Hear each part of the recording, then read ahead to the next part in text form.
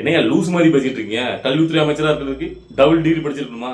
இல்ல பல்கலைக்கழக துணைவேந்தரா தான் நீங்க இங்க கல்வித்துறை அமைச்சர் ஆக முடியுமா? அப்படிதான் காலங்காலமா கல்வித்துறை அமைச்சரா இருந்தாங்களா? இந்த மாதிரி தான் கல்வித்துறை அமைச்சரா இருந்தாங்களா? அது என்னையா அடித்தட்டில் உள்ள ஒருத்தவங்க வந்து மேல எழுப்பி வந்தாங்கன்னா உங்களுக்கு அவ்வளவுக்குள்ள அடியில வந்து எரியுதுன்னு. ஸோ இன்னைக்கு நம்ம எதை பத்தி பேசியிருக்கோம்னு கேட்டீங்கன்னா, இன்னைக்கு நான் காலையிலேயே ஒரு நியூஸ் இப்போ ரஜினிகாந்த் பேசுறதை பார்த்தோமா, அந்த சர்ச்சை முடிந்து நம்ம பார்க்குறோம். சோசியல் மீடியா ஃபுல்லா இந்த விஷயம் தான் ஓடிட்டு இருக்கு. என்னன்னு கேட்டீங்கன்னா, கல்வித்துறை அமைச்சராக ராஜ்மோகனுக்கு பொறுப்பு கொடுக்கப்பட்டிருக்குல்ல, அந்த இலக்கை ஒதுக்கியிருக்காங்கல்ல, அது அவ்வளவு வெறுக்கும் எரியுது. ஏன்னு கேட்டீங்கன்னா, நல்லா பாருங்க. அதாவது மத்த யாரையும் அவங்க டார்கெட் பண்ணல. கல்வித்துறை அமைச்சர் ராஜ்மோகனை டார்கெட் பண்றாங்க, அந்த கீர்த்தனாங்கிற பொண்ணு இருக்காங்க தொழில்துறை அமைச்சர், இந்த ரெண்டு பேரையும் எனக்கு தெரிஞ்சு அதிகமா டார்கெட் பண்றாங்க. ஏன்னா இவங்களாம் பாத்தீங்கன்னா ரொம்ப வந்து பாத்தீங்கன்னா பின்தங்கியதுல இருந்து ஒரு அமைச்சரா வந்திருக்காங்கல்ல. சோ அது அவங்களால அந்த அந்த அந்த இடத்துல அவங்க உட்கார்றதே இவங்களால பொறுத்துக்க முடியல. அதாவது கேட்டீங்கன்னா இவங்கெல்லாம் பாத்தீங்கன்னா இந்த காலங்காலமா இந்த ராஜா வீட்டு கண்ணுட்டிகள் மாதிரி அவங்க வந்து அந்த சிம்மாசனத்துல உட்கார்ந்து ஆட்சி பண்ணிட்டு இந்த திராவிட கட்சியில் இருந்த இடத்துல ஒரு அதை டோட்டலா மாத்திக்கிட்டு எளிய வீட்டு பிள்ளைங்க ஒரு அமைச்சர் பதவியில வந்து உட்கார்ந்து இந்த வழிநடத்தணும் வரும்போது அதை வந்து இவங்களால அதை ஜீரணிக்கவே முடியல. அதுல நம்மளுக்கு தெரியும் இவங்க வந்து பாத்தீங்கன்னா இதை பண்ணுவாங்க, அதாவது டார்கெட் பண்ணி என்ன பண்ணாலும் விமர்சனம் பண்ணுவாங்க அப்படிங்கிறது நம்ம எதிர்பார்த்ததான். ஸோ அதை வந்து இப்போ நடைமுறைப்படுத்திட்டு இருக்காங்க. அதாவது அன்னைக்கு நான் பாக்குறேன் இந்த கீர்த்தனா அவங்க வந்து பாத்தீங்கன்னா ஒரு ஊனமுச்சோர்னு ஒரு வார்த்தையை சொல்லிட்டாங்க. அதாவது நம்ம நார்மலா புதுசா வந்திருக்காங்க, ஒரு மைக்கு பேசுறாங்க, பொதுவெளியில பேசும்போது ஒரு வார்த்தை தவிர இப்ப அது ஒரு பெரிய பிரச்சனையா? அது எப்படி நீங்க ஊனமுச்சோர் சொல்லலாம் அப்படின்ட்டு ஒரு பெரிய சர்ச்சை ஆகிட்டாங்க. அவங்க மன்னிப்பு கேட்டு அப்படி கிடையாதுங்க, என்னோட தாயாருமே ஊனமுச்சோர் தான், மாற்றுத்திறன் நான் சொல்லிக்கிறேன், ஒரு வார்த்தை ஸ்லாங்க மாறிட்டான். அதுக்கப்புறம் பாத்தீங்கன்னா இப்போ வந்து பாத்தீங்கன்னா 10 லட்சம் கோடி கடனை அவங்க வச்சுட்டு போயிட்டாங்கன்னு சொல்லி அவங்க விமர்சனம் பண்றாங்க. ஆமா, ஆட்சிக்கு வந்தா நீங்க எல்லாத்துக்கும் கஜனாவை காலி வச்சுட்டு பண்ணிட்டு போயிட்டு சொல்லுவாங்க. ஸோ உடனே வந்து பார்த்தா தங்க திணறு அதுக்கு அதாவது பார்த்தீங்கன்னா ஒரு அடிப்படை பேஸ்மெண்ட் நாலேஜே இல்லை அவங்களுக்கு அப்படின்ட்டு. அப்போ எந்த அளவுக்கு பாத்தீங்கன்னா எதை எடுத்தாலும் விமர்சனம் பண்றதுக்கு இவ்வளவுக்குள்ள வராங்க. இதுல இப்போ ராஜ்மோகன் வந்து பாத்தீங்கன்னா கல்வித்துறை அமைச்சர் சொல்றீங்க, அவர் சரியான ஒரு கல்வி அறிவே இல்ல, பொய்யா ஏமாத்துறாரு, ஃப்ராட் பண்ணிருக்காரு, அவர் அரியர் போட்டிருக்காரு, இன்ஜினியரிங் படிப்பு முடிக்கல, அவர் சரியான ஒரு காலேஜில் படிச்சுட்டு வரல டிப்ளமாவை, அப்படி இப்படின்னு ஒரு பக்கம். என்ன எனக்கு புரியல. இல்ல இதுக்கு முன்னாடி எல்லாம் கல்வித்துறை அமைச்சரா இருந்தவங்களாம் நீங்க வந்து மெத்த படிச்ச மேதாவி தான் இருந்தீங்க. எல்லாருமே நீங்க வந்து பல்கலைக்கழக துணை வந்தாலும் நீங்க அப்படியே அறிவாற்றல் கொண்டவங்களா தான் நீங்க உட்காந்து இந்த நாட்டை தமிழ்நாட்டை ஆண்டு இருந்தீங்களா நான் கேட்கிறேன். யோ, இங்க கல்வி கண் திறந்த காமராஜரே கல்வி அறிவு இல்லாதவர் தான், உங்க நல்லா புரிஞ்சுக்கணும்ல. இல்ல இந்த லட்சணத்துல இந்த லூசு வேற, விசால் வேற. இதுக்கு என்ன வந்துன்னு கேட்கிறேன். யாருக்கு எந்த துறை ஒதுக்குன்னா அந்த விசாலுக்கு என்ன வந்து கேட்கிறேன். இந்த விசால் லூசுவே பாத்தீங்கன்னா விஜய் அவர்கள் பண்ணக்கூடிய எல்லாத்தையும் அப்படியே இமிட்டேட் பண்ணி காப்பி அடிச்சு அப்படியே பண்ணிட்டு லூசு மாதிரி சுத்திட்டு இருக்கும். இது வந்து பாத்தீங்கன்னா இன்னைக்கு விமர்சனம் வைக்கிறது. எப்படி நீங்க வந்து பாத்தீங்கன்னா ராஜ்மோகன் செய்தித்துறையை நீங்க ஒப்படைக்கிறது, திரைப்படத்துறையை பத்தி அவருக்கு என்ன ஒரு நாலேஜ் இருக்கு? நான் எப்படி போய் அவர்கிட்ட போய் நாங்க வந்து எதுவும் அவர்கிட்ட போய் நாங்க கேட்க முடியும், வைக்க முடியும்? இது வந்து பாத்தீங்கன்னா 30 ஆண்டுகளாக அந்த சினிமா துறை வந்து விஜய் அவர்கள் கைவசம் வச்சுதான் கரெக்டா இருக்கும். சஜஷன்ல வந்திருக்காரு அறிவாளி. இதுக்கு முன்னாடி அப்போ திமுக அதிமுக இருக்கும் போதெல்லாம் அப்போ வச்சிருந்தாங்கல்ல, அவங்க எல்லாம் வந்து சினிமா துறையில இருந்து அனுபவிச்சவங்க தானே. ஓ, எல்லாமே புதுசுதான், எல்லாருக்கும் எல்லா துறையும் முதல்ல வரும்போது எல்லாரும் என்ன எல்லாருமே அனுபவத்தோட தான் வருவாங்கல்ல, கத்துக்கிட்டு தான் வருவாங்கல்ல. அப்ப மின்சாரத்துறை அமைச்சர் ஒருத்தர் கொடுக்காங்க, இதுக்கு முன்னாடி செந்தில் பாலாஜி வச்சிருந்தாரு, அவர் இந்த மின்சாரத்துறையில இபி மேல வேலை பார்த்து அனுபவிச்சுட்டு வந்து துறையை நடத்திட்டு இருக்காரு. துறையை நடத்த போறது எல்லாமே அந்தந்த கவர்மெண்ட் செக்டர் தான். இதா இது முடிவெடுக்கிற அதிகாரம் அவங்கள்ட்ட கொண்டு போவாங்க. அவங்க அதை அதுக்கப்புறம் முதலமைச்சர் கொண்டு போய் இப்படிதான் செக்டர் போகும், முடிவு எடுப்பாங்க. அந்த துறை வந்ததுக்கு அப்புறம் தான் அனுபவம் வரும், தெரிஞ்சுக்க போறாங்க. இப்ப என்ன இதுன்னு கேட்கிறேன். நான் பிறக்கும் போது எல்லாம் தெரிஞ்சுதான் வராங்களா? அப்படி பாத்தீங்கன்னா இங்க ஒவ்வொரு துறையும் இப்போ வந்து இப்ப நீங்க அதாவது விசால் சொல்ற மாதிரி இந்த துறையில அனுபவம் இல்லாத இந்த துறை கொடுத்துருக்காங்க அப்படின்னா, அப்ப நிதித்துறை அமைச்சரா ஒருத்தர் இருக்காருன்னா அவர் வந்து பினான்சியலா வேலை பார்த்துட்டு அவருக்கு அந்த அனுபவம் இருக்கும். சட்டத்துறை அமைச்சரா ஒருத்தர் கொடுக்கணும்னா அவர் ஐபிஎஸ் ஐஏஎஸ் அந்த இது மாதிரி அதில் ஒர்க் பண்ண அந்த எக்ஸ்பீரியன்ஸ் இருக்கும். கல்வித்துறை அமைச்சர்னா அப்போ வந்து பார்த்தீங்கன்னா பெரிய படிச்ச அந்த பல்கலைக்கழக துணை வந்தர்கள் அப்படி அப்படிங்கிற மாதிரி ஆட்கள் தான் அதை நீங்கள் கொடுக்கணும். டீச்சர்ஸ் பெரிய பெரிய எக்ஸ்பீரியன்ஸான அந்த பிரின்சிபல் தான் அப்போ அந்த நீங்கள் துறையை ஒதுக்கீடு பண்ணணும். அப்படி பார்த்தீங்கன்னா உதயநிதிக்கெல்லாம் விளையாட்டுத்துறை அமைச்சர் எப்படி கொடுத்தாங்க? அவர் என்ன நேஷனல் லெவலில் போய் விளையாண்டு என்ன கோப்பையை பிடிச்சி வின் பண்ணிட்டு வந்திருக்காரா? ஸோ அப்படி கிடையாது. ஒரு துறையை கொடுக்காங்கன்னா அந்த துறையை அவர் நிர்வகிக்கிறதுக்கு அந்த கொஞ்சம் காலதாமதம் ஆகும், அவர் அந்த டைம் கொடுக்கணும். எல்லாமே புதுசுனா எல்லாம் முதல்ல ஒரு மினிஸ்டர் ஆகும்போது எல்லாரும் புதுசு தான், அதுக்கு பார்த்தா கத்துட்டு வருவாங்க. இல்ல முதல்ல வெளியில இருந்து ஆயத்திட்டு பேசலாம். என்ன தகுதி இருக்குன்னு கேட்கிறேன். நான் விசால்ட்ட கேட்கிறேன். இதுக்கு முன்னாடி ஜனநாயகம்னு ஒரு படத்தை மேல மத்திய அரசு கீழே உள்ள மாநில அரசு சேர்ந்து அந்த படத்தை வெளியிடாம முடக்கி சின்னம்மனை அப்பெல்லாம் இந்த எலிக்குள்ள பொந்தில உட்காந்துருக்கமே வந்து உட்காந்துக்கிட்டு ஒரு வாயை துறக்கல தென்னிந்திய நடிகர் சங்கத்தில் உட்காந்துட்டு இன்னைக்கு வந்துட்டு அது எப்படி இது எப்படின்னு ஆளை வருனால கடுப்பா வருது. அதாவது இத்தனாண்டு காலமா திராவிட கட்சியில இருந்து எல்லா அமைச்சரும் சரிவர அதெல்லாம் ஆட்சி பண்ணிட்டாங்க. அப்பெல்லாம் ஒரு பேரும் கேட்க மாட்டீங்க. புதுசா ஒரு எளிய பிள்ளைகள் ஒரு மாற்றத்தை உருவாக்கி ஒரு விஷயத்த பண்ணும்போது அதுவும் இன்னும் பாத்தீங்கன்னா அவங்க இப்ப ஏன் வந்து 10 நாள் கூட ஆகல, அதுக்குள்ள அந்த ஒவ்வொருத்தரும் நோண்ட ஆரம்பிக்கணும் பாருங்க.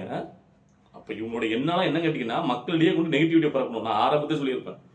என்ன கேட்டீங்கன்னா இவங்களோட எண்ணம் தீயசக்தி திமுக எண்ணம் என்ன கேட்டீங்கன்னா அதாவது இவங்களுக்கு நிறைய பேர் சொல்றாங்க, அதாவது ஸ்டாலின் அவர்கள் பெருந்தன்மையா அவருடைய தயவின் பேர்ல தான் ஆட்சி அமைச்சிட்டு இருக்காங்க தாவாக்க அப்படின்ட்டு. ஒரு மண்ணாங்கட்டியும் கிடையாது.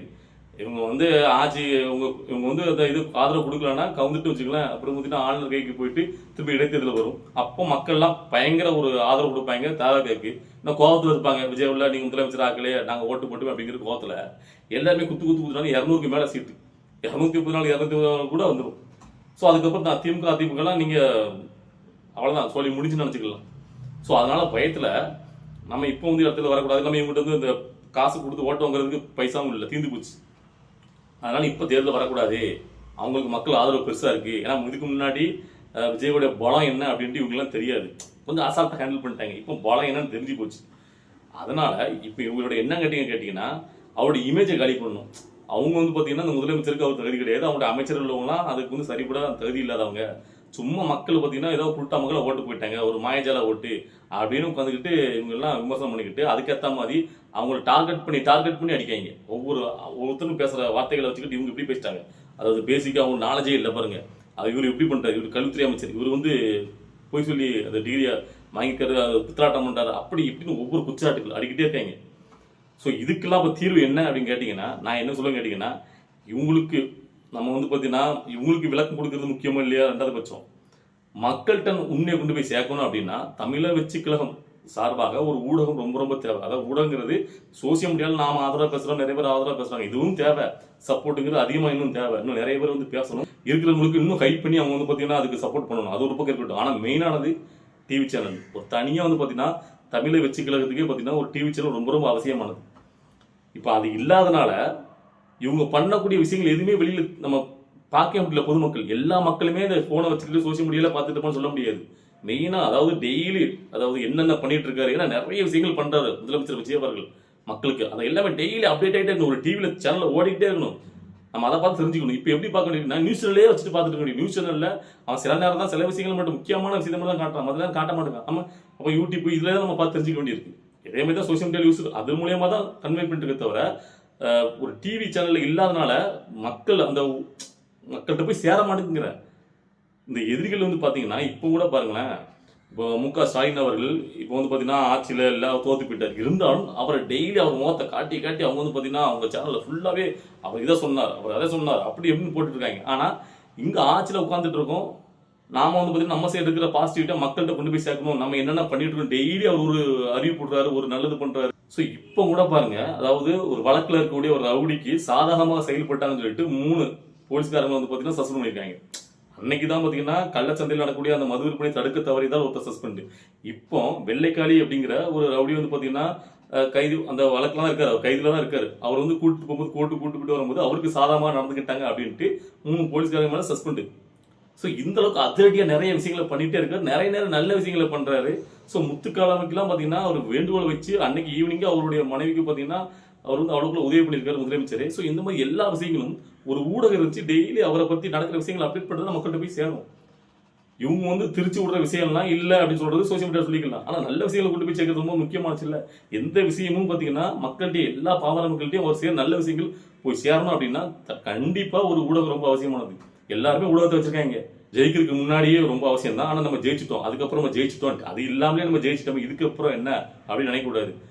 அதாவது நம்ம அதை விட இப்போதான் ரொம்ப ரொம்ப அவசியமானது. ஏன்னா நம்ம 5 வருஷம் ஆட்சி நடத்துங்கிற போது நம்ம பண்ற நல்ல விஷயங்கள் மக்கள்கிட்ட போய் சேரணும் இல்லையா, அதை கொண்டு எவ்வளவுக்குள்ள நம்ம வந்து பார்த்தீங்கன்னா அதை கொண்டு போய் சேர்க்கணும்னு இருக்குல்ல. இவங்க உட்காந்துட்டு நம்ம மேல இப்போ பார்த்தீங்கன்னா எல்லா அவசரங்களையும் வச்சுக்கிட்டே இருக்காங்க. ஸோ அதனால நான் இந்த வீடியோ மூலமா சொல்றது என்னன்னா, டிவி தலைமைக்கு சீக்கிரமா ஒரு ஊடகம் ரொம்ப அவசியமானது, அதை ஆரம்பிங்க. நீங்க ஆரம்பிக்காத இருக்கிற வரைக்கும் நீங்க பண்ணக்கூடிய எந்த ஒரு நல்ல விஷயமாகட்டும் எதுவுமே போய் சேர மாட்டேங்குது, எதுவுமே நமக்கு தெரிய மாட்டேங்குது.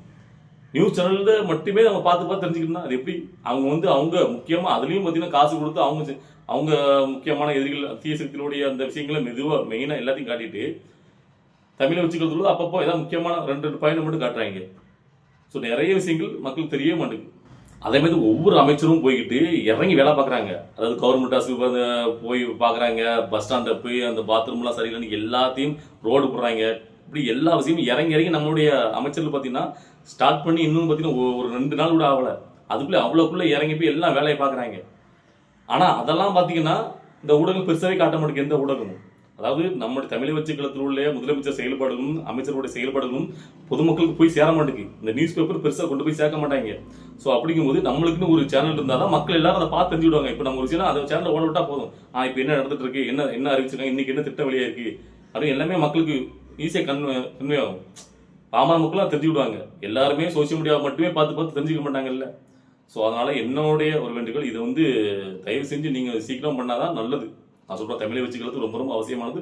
ஊடக பலம் அது திரும்ப தேவை. இப்போ அவங்க உசாராயிட்டாங்க, தேசியத்திலாம் உசாராயிடுச்சு. இது பார்த்தீங்கன்னா எல்லா ஐடிவிங்கெல்லாம் தீவிரப்படுத்திட்டாங்க. எல்லா பக்கமும் சோசியல் மீடியாவில் உட்காந்துக்கிட்டு நெகட்டிவிட்டியை பரப்புறதுக்கு பயங்கரமாக வேலை பார்க்க ஆரம்பிச்சிட்டாங்க. ஸோ அதனால் இப்போ தான் ரொம்ப ரொம்ப சோசியல் மீடியாலும் சரி, எல்லா பக்கமும் காலத்துலேயும் சரி, தமிழை வச்சுக்கிறதுக்கு ஆதரவு இப்போ தான் ரொம்ப அவசியம். நம்ம வெற்றியை பெற்றதுக்கு அப்புறமும் ரொம்ப அவசியம். ஏன்னா தக்க வைக்கணும்ல, வெற்றியை பெறதுக்கு நம்ம எவ்வளோ போடுறோமோ அதை விட 2 மடங்கு அந்த வெற்றியை தக்க வைக்கணும். அதுக்கு அப்போ தேவை. ஸோ அதனால் அதை நீங்கள் புரிஞ்சுட்டு செயல்படுன்னு நினைக்கிறேன். தலைமை சீக்கிரமாக ஒரு ஊடகத்தை நிறுவுங்க, ஆரம்பிங்க. சரியா? சரி, இந்த வீடியோ பார்க்கும்போது உங்களுக்குலாம் என்ன தோணுது? நீங்களாம் என்ன ஒரு விஷயத்தை கன்வே பண்ணணும்னு நினைக்கிறீங்க? இந்த வீடியோ பார்க்கும்போது உங்களுக்கு என்ன தோணுச்சு? இப்போ இந்த அமைச்சர் ராஜ்மோகன்லாம் இந்த அளவுக்கு இழிவுபடுத்த ஆரம்பிச்சிட்டாங்க. கீர்த்தனா பேசக்கூடிய ஒவ்வொரு வார்த்தைக்கும் பார்த்தீங்கன்னா அர்த்தம் கண்டுபிடிச்சு அந்த டார்கெட் பண்ண அடிக்க ஆரம்பிக்காங்க. ஸோ எளிய பிள்ளைகள் ஒரு அமைச்சராக தான் அவங்களால பொறுத்துக்க முடியல அப்படிங்கிறத உங்களுக்கு பார்க்கும்போது உங்களுக்கு எந்த அளவுக்கு கோபம் வருது, நீங்கள் என்ன சொல்ல நினைக்கிறீங்களோ அதை அந்த கருத்தில் கமெண்ட்ல பண்ணுங்க. ஓகேவா? நம்ம அடுத்த கட்ட அரசியல் பார்த்து நம்மளுடைய வீடியோ வரும், வெயிட் பண்ணுங்க.